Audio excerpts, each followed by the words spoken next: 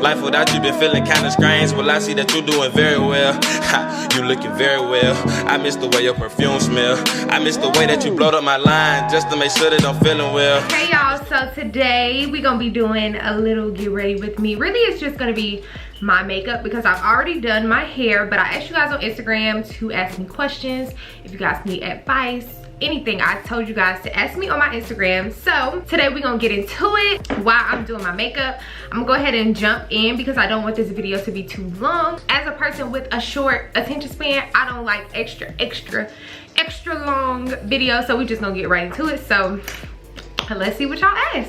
All right, so the first question that I got today was how to build up the courage to start a YouTube channel / become an influencer. So let's get into it, y'all. I'm gonna go ahead and start applying my foundation as I do this. Also guys, this will not be a makeup tutorial. I just posted a makeup tutorial last week, so if you guys want to go and look at that, you guys can look at it. That one will be way more in depth than this one because I'm gonna be focusing on answering questions only. So yeah, go watch that video if you're looking for a tutorial. I'm just gonna quickly tell you guys about how I started my YouTube channel. So basically, when I was younger, I would wear my natural hair a lot. Woo! Y'all ever burp after you just had some soda and some of it go through your nose? Oh my god, that was burnt. That was a lot. But anyways, a lot of people ask me about my natural hair because that's all I used to wear, of course, because I was a little girl. But that was really my thing. Like, I really took it serious. Like, how I wear my hair, it was really a thing for me. So anyways, people started to ask me about how I did my natural hair. So I just decided that one day I was going to make a YouTube video on how I did my wash and go. So that was my very first video, my wash and go video. If I'm gonna be honest with you guys, I never had like doubts or I never had like any anxiety as far as starting my YouTube channel. And the way that I did it was I just simply threw myself out there. Like, I didn't do a bunch of planning. Now granted, this was at least 5 years ago that we're talking about, but I didn't do any extensive planning it out. I just threw myself out there, and you guys can go watch that first video. It's still up on my channel. It was in my little room. Nothing was perfect. I was using a freaking lamp without the lampshade, and that was just how I popped out. And I honestly feel like that is the best way to pop out. I feel like if you overthink it, you're gonna procrastinate doing it because you're gonna want to have the perfect lights and the perfect camera and the perfect setup and the perfect, like, it don't have to be perfect. Literally just throw yourself out there. And I know that's kind of like easier said than done, but that's the most simplest way I can put it. Just throw yourself out there. That's what I did. Don't be looking for a lot of support in the beginning either, because the support is gonna come once your audience finds you. A lot of people don't like to hear this. Your support is not gonna come from the people that you know. It's not gonna come from your family. You might have a couple family members cheering for you, you know, liking, sharing, all of that stuff, but probably 9 times out of 10 they're not really gonna be your target audience. So don't look for so much support in the people around you, because the audience and the support is gonna come, and it's probably not gonna be from those people. So I just suggest you throw yourself out there. Whatever your niche is gonna be, pop out with that video. Don't pop out with a get to know me video, because who's there to get to know you? Ain't nobody there yet. Pop out with your niche, and then now people are inquiring about, who am I? What do I do? You know, how old am I? That's when you pop out with the get to know me videos and all of those type of videos. I feel like I'm rambling, but I hope you guys are getting what I'm saying. Just go ahead, jump out with your niche, and just do it. Like I said, the support will come, so don't be too hard on yourself, because everybody starts from zero. Even the biggest YouTubers that you see, everybody started off with 0 subscribers. So you just gotta do it. You gotta believe in yourself, and you just gotta do it. Pray about it if you're a religious person, and just do it. Okay, so the next thing somebody said was leaving a situationship without feelings. Honestly, y'all, I ain't gonna lie, I've never been the type of person to be like stuck on somebody. I feel like I'm kind of maybe the worst person to ask for advice on this topic, because by the time the situationship or the relationship is done, I'm over it. You know what I'm saying? I've never been the type of person like, oh, I can't get over this person, just crying and crying and crying. I'm the type of person, once we say that we're done, I'm done. Like, that's it. I probably will never even speak to you again. Like, that's me. But an easier way to go about it is, I would say, honestly, just try to heal from the situation. Like, take whatever didn't work from that situation and apply it to your next. Like, I wouldn't say jump into another situation quickly to get your mind off of it. More so just reflect on it and wonder why you got yourself in a situationship anyway, and you over here catching feelings. That wasn't even your man for real, and you over here sick, and you got feel like, girl, No, that's why you date until you're in a relationship. You want to keep your options open so you don't deal with that, okay? You kind of already know when you get into something like that whether or not it's going somewhere. So whether you shouldn't even let yourself get so deep into it when you know that it's not going anywhere. You know what I'm saying? I don't think I've ever been too far in a situationship, because more so for me it's like, okay, what's it gonna be? Is we gonna be together or we're not gonna be together? Like for me, it's we either all the way in or we all the way out. Which one is gonna be? You know what I'm saying? So that way my feelings isn't all the way involved with somebody and we aren't in a real relationship. So that's not gonna help you get out, lose feelings once you get out of the situation, but that's gonna help you to prevent this from happening again, okay? Just listen to my advice. Whew, y'all, I'm hot. Oh, Jesus, I'm hot. How do you get out of your comfort zone? So this is actually something that I struggle with a lot. Like once I'm very comfortable in doing something, I be wanting to do it every day. And if I'm comfortable around a certain amount of people, I don't be wanting to meet new people. Like I be so stuck in my little bubble. But honestly, y'all, I've been learning how to get out of my comfort zone lately. And really, all I do is just don't let myself back out of things that are gonna bring me out of my comfort zone. Like in the past, if let's just say someone invites me out for a dinner with girls that I may not have ever met. Now that's out of my comfort zone. I normally don't meet new people. However, in the past, when things would scare me, I would back out. So I would just be like, oh, I can't make it. Or I would be like, today's just not a good day for that. You know what I'm saying? I would find some kind of way to get out of it. Now, even if I'm uncomfortable with something, I just go ahead and push through. Like I don't let things scare me out of them, if that makes sense. And honestly, it has been working out in my favor. Like I said, I'm the type of person where like it takes a lot for me to get out of my comfort zone, and so I know that about myself, so I don't let that deter me from doing things that are gonna get me out my bubble. Why do I feel like my makeup is blending out weird? I don't let my anxiety like tell me what to do and what not to do. Like that's the main thing, because it's always going to tell me the same thing. It's always going to tell me no, stay home.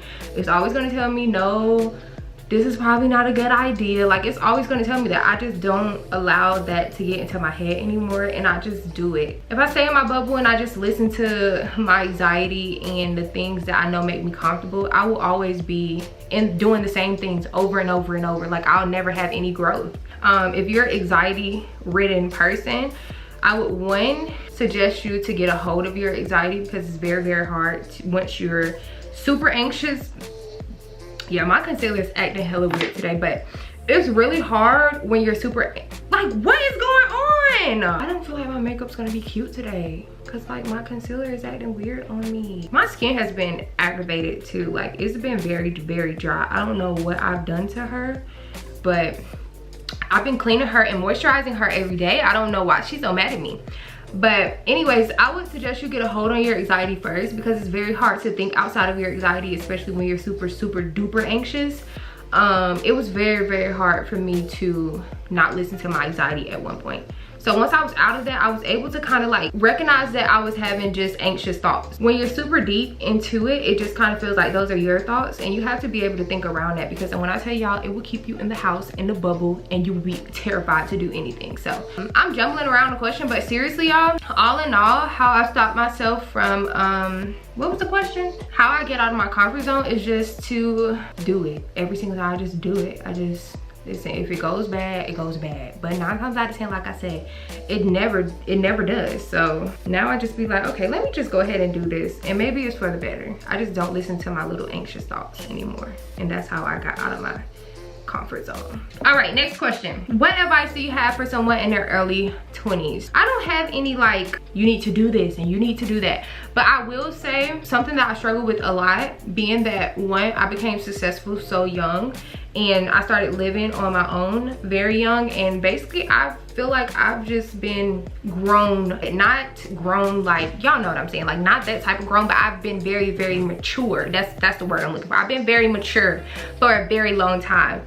And I feel like if that is you, I feel like you kind of need to hear this too, because for the longest time when I would have like a mishap or I make a mistake or something, I would be so hard on myself. And then I'd be like, girl, you're literally 20 or you're literally 19, you're literally 21. Like, it's okay. You don't know everything. Like, you don't know every single thing. Everything is not gonna go right. You know what I'm saying? But when you've been mature for so long and people kind of hold you to a higher standard, it kind of starts to feel like you don't have any room to mess up. Nobody in my life would tell me that it was okay. If anything, when I mess up, it would be like, oh my gosh, I can't believe Kashia messed up. Like, oh my God, Kashia messed up, Kashia messed up. Like, it would be such a topic because I never do. I'm allowed to not have the most perfect situation. Like, I'm allowed that. I'm 21 years old. Like, and I just turned 21 last month. So I was basically 20 before last month. Like, it is okay for everything to not be going perfect in my life. Oh my God, y'all, my makeup, I don't like it right now. It's making me mad. Everybody just expect me to be so perfect, and I understand that that's like the goal. That's what we're aiming for here. But it's like, at the same time, y'all, I'm 20 years old. Like, it is okay. When I would vent and I would, you know, share the things that would be going on in my life, the response that I would get would tell me otherwise. Like, I would get it in my head that I had to be perfect and I had to be perfection, and if it wasn't perfection, then I shouldn't be in the situation. Or I don't know how to explain what I'm trying to say, but hopefully y'all get it. To this day, that's kind of the reason why I don't vent to people, because I do have like a sense of I need to be perfect at all times, or it's just not acceptable type, you know what I'm saying? Like, I just, now that I have instilled that it's okay to not be so perfect, I just don't vent to people that I feel like are gonna be hard on me anymore, which is sometimes it's good. It's a good thing to have people that are hard on you. I feel like it kind of pushes you to be like above standards, but it also sets like an unrealistic tone, like, almost. And that's what I don't like. I don't like the unrealistic tone, because, like, be for real. Were you doing this at 20 years old?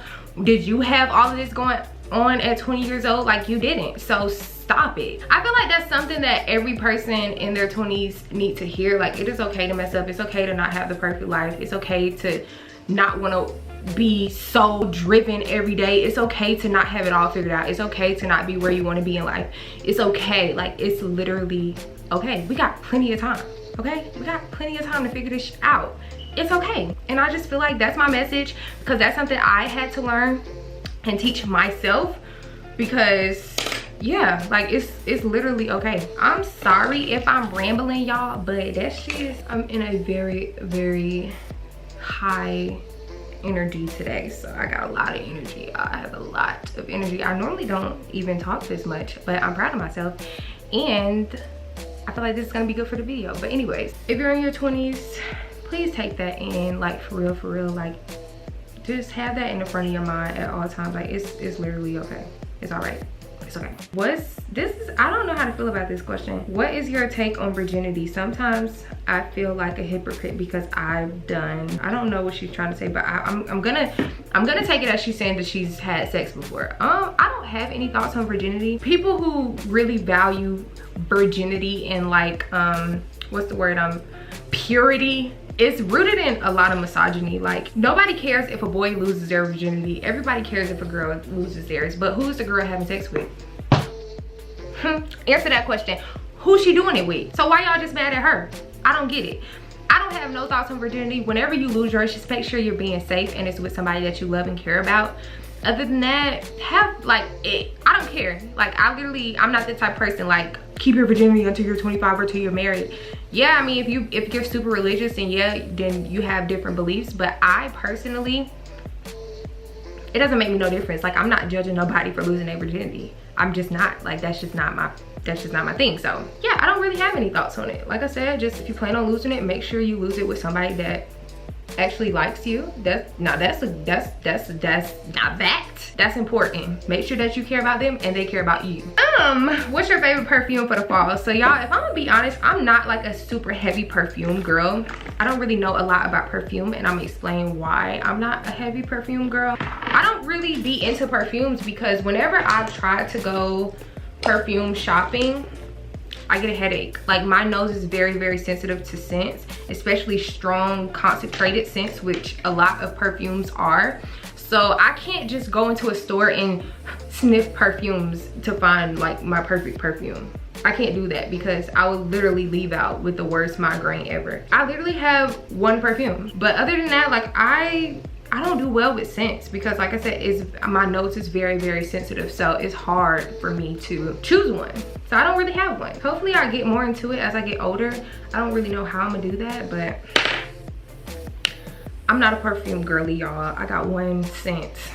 And sometimes I don't even spray that on because I don't be feeling like smelling that all day. The next question was, how do you cope with being overwhelmed as a young female? Bills, relationship, etc. So whenever I'm feeling overwhelmed, I just kind of like, which is probably not the healthiest thing, I isolate myself. Because 9 times out of 10, I'm only feeling overwhelmed because it's a lot going on. So I feel better, me personally, I feel better when I'm isolated and I'm just able to focus on me and my life and what I got going on. Then I try to figure out where it's coming from because most times it has a source. So I just kind of try to figure that out, and whenever I do figure it out, I get rid of the problem. Or, you know, sometimes it's social media intake. Sometimes you look at things and you're like, I should have more, or I'm not doing enough, or my life isn't what I want it to be, and that's when you have to just take a step back. I try to figure out where those feelings are coming from. Someone said, how do you pick an aesthetic, a fashion style? If I'm gonna be honest, I feel like your aesthetic should be, I don't feel like you should pick an aesthetic. I feel like that's when it becomes unauthentic. I feel like your aesthetic should already be like a part of your life. I'm more so curated my own aesthetic around the things that I like and the things that I enjoy and created my own. I feel like your aesthetic should already be a part of you, and over time, like, it's gonna build itself out. No shade to you for asking this question because a lot of people do choose aesthetics and they just live their life based on the aesthetic they chose, but I feel like that's why everybody looks the same, because everybody's choosing from the same aesthetics when you should be, your aesthetic should be you, if that makes sense. Everybody should have a different aesthetic. Nobody should have the same aesthetic. That's just my honest opinion, y'all. I feel like I'm doing such a bad job at giving advice, but I'm trying to give y'all the real, like my real thought. I really hate my makeup right now, to the point where I don't even know if I'm gonna post this video because I really hate it. Like, I don't like the way that my makeup looks right now. I don't like nothing about it. I hate it. All right, now let's do blush. You already know this is my most favorite part. Let's put this blush on and get to the next question. Do you feel like it's okay to give your partner space or to not talk for a few days? A few days is a bit much for me. I ain't gonna lie. Ain't no way we finna go a couple days without talking to each other. Now, space, yes, but that I don't feel like no contact. I don't think that equates to space for me. Space more so means like I'm not gonna be all up in your face and you're not gonna be all up in my face, but no contact is kind of crazy. I don't know. I don't know about a couple days. I don't know about that. My definition of space is more so like go to the other room for a couple hours, maybe. But I don't know about a couple days. I don't know about that, y'all. I don't know about that. Cause at that point, is we single? Like, what you doing? Like, what you... Like, no, we're not doing that because you're gonna create a wandering mind and you don't want to create that. All right, let's do lips and then we're almost done. Fortune cookie, y'all already know the lip combo. That was actually one of the questions. So I'm using the molasses. I'll tell you guys in this video since someone asked this specific question. I'm using the Sephora collection lip liner in the shade molasses. Now I'm going in with Fortune Cookie by NYX,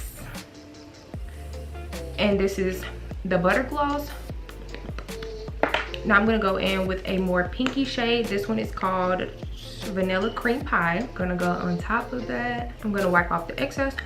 And then I'm gonna seal the deal with the Sephora Pink Pout. This is one of their plumping lip glosses by Sephora.